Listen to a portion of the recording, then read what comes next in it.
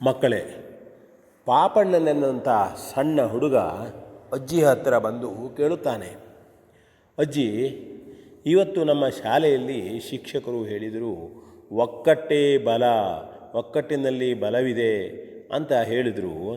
ನನಗದು ಏನು ಅಂತೇ ತಿಳಿಲಿಲ್ಲ, ಯಾಕೆ ಹೇಳಿದರು ಅಂತ ಕೇಳಿದಾಗ ಅಜ್ಜಿ ಹೇಳಿದ್ಲು, ಅಯ್ಯೋ, ನಿಜ ಹೇಳಿದರು, ನಿಮ್ಮ ಶಿಕ್ಷಕರು ಸರಿಯಾಗಿ ಕೇಳ್ಕೊಳ್ಬೇಕು, ಅದು ಏನು ಯಾಕೆ ಅಂತ ನೀವು ಸರಿಯಾಗಿ ತಿಳ್ಕೊಂಡ್ರೆ ನಿಮಗೂ ಮುಂದೆ ಒಳ್ಳೆಯದಾಗ್ತದೆ.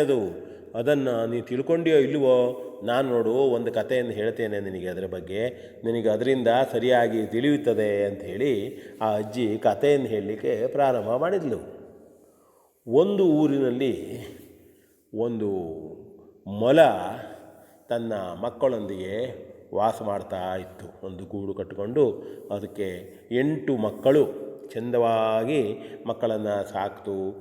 ದೊಡ್ಡ ಆದರೂ ಮಕ್ಕಳು ದೊಡ್ಡ ಆದ ನಂತರದಲ್ಲಿ ಒಬ್ಬರಿಗೊಬ್ಬರು ಜಗಳ ಮಾಡಿಕೊಳ್ಳೋದು, ಹೊಡ್ಕೊಳ್ಳೋದು, ಸಣ್ಣ ಪಟ್ಟ ವಿಷಯಕ್ಕೆ ಒಬ್ಬೊಬ್ಬರು ರಗಳೆ ಮಾಡುವುದು, ತನಗೆ ಒಂದನ್ನು ಕೊಟ್ಟರೆ ಮತ್ತೊಬ್ಬನಿಗೆ ಕೊಡಬಾರದು, ಒಂದು ವಸ್ತುವನ್ನು ತಂದರೆ ಎಲ್ಲರೂ ತನಗೆ ಅಂತ ರಗಳೆ ಮಾಡಿಕೊಳ್ಳೋದು. ಅಷ್ಟೇ ಅಲ್ಲ, ಪರಸ್ಪರ ಎಲ್ಲರೂ ಒಂದೊಂದು ವಿಷಯಕ್ಕೆ ವಿರೋಧವಾಗಿಯೇ ಬೆಳೆದರು. ಒಬ್ಬರನ್ನು ಕಂಡರೆ ಒಬ್ಬರಿಗೆ ಆಗೋದಿಲ್ಲವಾಗಿತ್ತು. ಆಗ ಆ ಮೊಲ ಮಕ್ಕಳಿಗೆ ಹೇಳಿತು, ಮಕ್ಕಳೇ, ಯಾಕೆ ಈ ರೀತಿ ಜಗಳ ಆಡ್ತೀರಿ ನೀವು? ಇದು ಸರಿಯಲ್ಲ. ನಾನು ಎಷ್ಟು ಬಾರಿ ನಿಮಗೆ ಹೇಳಿದ್ದೇನೆ, ಜಗಳ ಆಡ್ಕೊಳ್ಬಾರ್ದು. ಸಣ್ಣ ವಿಷಯವನ್ನು ದೊಡ್ಡದು ಮಾಡಿ ನೀವು ಜಗಳ ಆಡ್ಕೊಳ್ತೀರಿ. ಒಂದು ವಸ್ತುವನ್ನು ಕೊಟ್ಟಾಗ ಎಲ್ಲರೂ ಹಂಚಿಕೊಂಡು ತಿಂದರೆ ಚಂದವಾಗಿ ತಿನ್ನಬಹುದು, ಖುಷಿಯಾಗಿ ತಿನ್ನಬಹುದು, ಸಮಾಧಾನವೂ ಆಗ್ತದೆ. ಯಾವುದನ್ನು ನಾವು ಬಂದದ್ದನ್ನು ಸರಿಯಾಗಿ ಹಂಚಿಕೊಂಡು ತಿನ್ನುವುದನ್ನು ಕಲಿಬೇಕು, ಒಳ್ಳೆಯ ಮಾತನ್ನು ಆಡಿಕೊಳ್ಳಬೇಕು. ನೀವೆಲ್ಲ ಸಹೋದರಿಯರು, ಹಾಗಾಗಿ ರಗಳೆ ಮಾಡ್ಕೊಳ್ಬೇಡ್ರಿ, ಜಗಳ ಮಾಡೋದು ಸರಿಯಲ್ಲ ಅಂತ ಅದು ಹೇಳಿತು. ಆದರೆ ಈ ಮಕ್ಕಳು ದೊಡ್ಡವರಾದ್ರಲ್ಲ, ತಾಯಿ ಏನು ಹೇಳ್ತೀಯ ಅಮ್ಮ ನೀನು, ನಾನು ಚೆನ್ನಾಗಿ ಇದ್ದೇನೆ, ನನ್ನ ಸರಿ ಉಂಟು, ಹಾಗೆ ಹೀಗೆ ಒಬ್ಬರೊಬ್ಬರು ತಮ್ಮದಾದಂಥ ವಿಷಯವನ್ನು ಸರಿ ಇದೆ ಎಂಬುದಾಗಿ ಸಮರ್ಥನೆ ಮಾಡಿದರು. ನಾನು ಹೇಳಿದ್ದೇ ಸರಿ, ನಾನು ಮಾಡಿದ್ದೇ ಸರಿ, ಹೊರತಾಗಿ ತಾಯಿ ಹೇಳಿದ ಮಾತನ್ನು ಕೇಳಲಿಲ್ಲ. ಕೊನೆಗೆ ಒಂದು ದಿನ ಆ ಮಕ್ಕಳೆಲ್ಲ ಸೇರಿಕೊಂಡು ಮೊಲಕ್ಕೆ ಹೇಳಿದರು, ಅಮ್ಮ, ನಮಗೆ ಇವರು ಒಟ್ಟಿಗೆ ಉಳಿಲಿಕ್ಕೆ ಆಗೋದಿಲ್ಲ, ನನ್ನ ಮನೆ ಬೇರೆ ಮಾಡ್ಕೊಳ್ಬೇಕು, ನನಗೆ ನಾವು ಬೇರೆ ಬೇರೆಯಾಗಿ ಉಳಿತೇವೆ. ಆಗ ತಾಯಿ ಹೇಳಿತು, ಮಕ್ಕಳೇ, ಯಾಕ್ರೋ, ಚಂದವಾಗಿ ಉಳಿಬೋದು, ನೀವು ಪ್ರೀತಿಯಿಂದ ಉಳಿಬೋದು, ಯಾವುದೋ ಒಂದು ಸಣ್ಣ ಸಣ್ಣ ವಿಷಯಕ್ಕೆ ಬೇಜಾರು ಮಾಡಿಕೊಂಡು ಹೊರಗೆ ಹೋಗ್ತೀರೇನೋ, ನನಗೆ ಎಲ್ಲರೂ ನೀವು ಮಕ್ಕಳು ಬೇರೆ ಬೇರೆ ಉಳಿತೀರೇನೋ? ಇಲ್ಲ, ನಮಗೆ ಉಳಿಲೇಬೇಕು, ನಾವು ಬೇರೆ ಬೇರೆಯೇ ಇರ್ತೇವೆ, ನಮಗೊಬ್ಬರಿಗೆ ನಾವು ಚೆಂದಾಗಿರ್ತೇವೆ, ಇವರೆಲ್ಲ ಕೆಟ್ಟದಾಗಿ ಉಳಿತಾರೆ, ಹೇಗೋ ಉಳಿತಾರೆ ಅಂತ ಹೇಳಿ ಎಲ್ಲರೂ ತಮ್ಮದನ್ನು ಸಮರ್ಥನೆ ಮಾಡಿಕೊಂಡ್ರು. ತಾವು ಒಳ್ಳೆಯವರು ಅಂತ ಹೇಳಿದ್ರು, ಉಳಿದವರು ಕೆಟ್ಟವರು ಅಂತ ಹೇಳಿದರು. ಕೊನೆಗೆ ತಾಯಿ ಅನಿವಾರ್ಯವಾಗಿ, ಆಗಲಿ, ಹಾಗಾದರೂ ಮಾಡ್ತೀರಲ್ಲ ನೀವು, ಅಲ್ಲಾದರೂ ಹೋಗ್ರಿ, ಏನೂ ಮಾಡಿರಿ, ನಾ ಏನು ಮಾಡೋದು, ಇಷ್ಟೇ ಹೇಳೋದಲ್ವ ಅಂಥೇಳಿ ಅವರನ್ನು ಮನೆಯನ್ನು ಮಾಡಿ ಹೊತ್ತುಮುತ್ತಲು ಮನೆಯನ್ನು ಮಾಡಿಕೊಂಡ್ರು.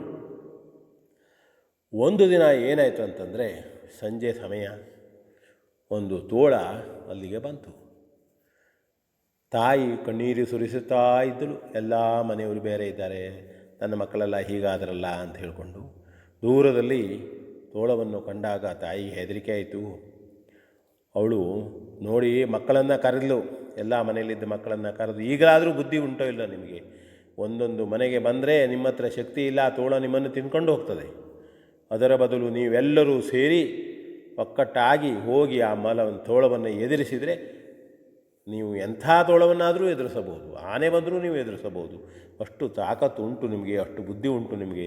ನೋಡಿ, ಎಲ್ಲರೂ ಒಬ್ಬೊಬ್ಬರಾಗಿ ತೋಳದ ಬಾಯಲ್ಲಿ ಹೋಗ್ತಿರೋ, ಎಲ್ಲರೂ ಒಕ್ಕಟ್ಟಾಗಿ ಹೋಗಿ ಆ ತೋಳವನ್ನು ನೀವು ಎದುರಿಸ್ತೀರೋ ನೋಡಿ ಎಂದು ತಾಯಿ ಹೇಳಿದ್ಲು ಮಕ್ಕಳಿಗೆ. ಆಗ ಮಕ್ಕಳಿಗೆ ಸ್ವಲ್ಪ ಎಚ್ಚರ ಆಯಿತು, ಹೆದರಿಕೆ ಆಯಿತು. ಓಡೋಡಿ ಎಲ್ಲ ಬಂದರು. ಹೋಗಿ ತೋಳ ಇದ್ದಲ್ಲಿ ಹೋಗಿ, ತೋಳ ಬರ್ತಾ ಉಂಟು, ಈಗ ಯಾರನ್ನೂ ತಿನ್ನಲಿಕ್ಕೆ ಕೊಡಬೇಡ್ರಿ, ನಿಮ್ಮ ಸಹೋದರನ್ನು ನೀವು ರಕ್ಷಣೆ ಮಾಡಿಕೊಳ್ಳಿ. ಆಗ ಎಲ್ಲ ಮೊಲಗಳು ಹೋಗಿ ಆ ತೋಳದ ಮೇಲೆ ಎರಗಿದವು, ಕಚ್ಚಿದವು, ಬಡದವು. ತೋಳ ಹೆದರಿ, ಅಯ್ಯಯ್ಯೋ ಬೇಡಪ್ಪ, ಇಲ್ಲಿ ಬೇಡ, ತನಗೆ ಯಾವ ಆಹಾರವೂ ಬೇಡ, ಯಾವ ಮೊಲದ ಮರಿನೂ ಬೇಡ, ಮೊಲವೂ ಬೇಡ ಅಂಥೇಳಿ ಓಡಿ ಹೋಯಿತು. ಇದು ನೋಡು. ಆಗ ಅಜ್ಜಿ ಹೇಳ್ತು, ಈ ಕಥೆಯಲ್ಲಿ ತಿಳ್ಕೊಂಡಿಯಲ್ಲ ನೀನು, ಒಕ್ಕಟ್ಟಿನಲ್ಲಿ ಬಲವಿದೆ. ಆ ಮೊಲಗಳು ತಮ್ಮ ತಮ್ಮ ಮನೆಗಳನ್ನು ಬೇರೆ ಬೇರೆ ಮಾಡಿಕೊಂಡು ಬಡದಾಡ್ತಾ ಇದ್ದಿದ್ದರೆ ಅಥವಾ ಒಕ್ಕಟ್ಟಾಗಿ ಬಾರದೇ ಇದ್ದಿದ್ದರೆ ಆ ತೋಳ ನಿಮ್ಮನ್ನು ಒಬ್ಬೊಬ್ಬನೇ ತಿಂದು ಹೋಗ್ತಿತ್ತು, ಎಲ್ಲರೂ ನೀವು ಸತ್ತು ಹೋಗ್ತಿದ್ರಿ.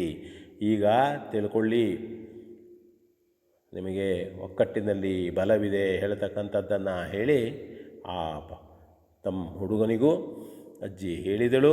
ಪಾಪಣ್ಣನಿಗೂ ತುಂಬ ಖುಷಿಯಾಯಿತು. ಒಕ್ಕಟ್ಟಿನಲ್ಲಿ ಬಲ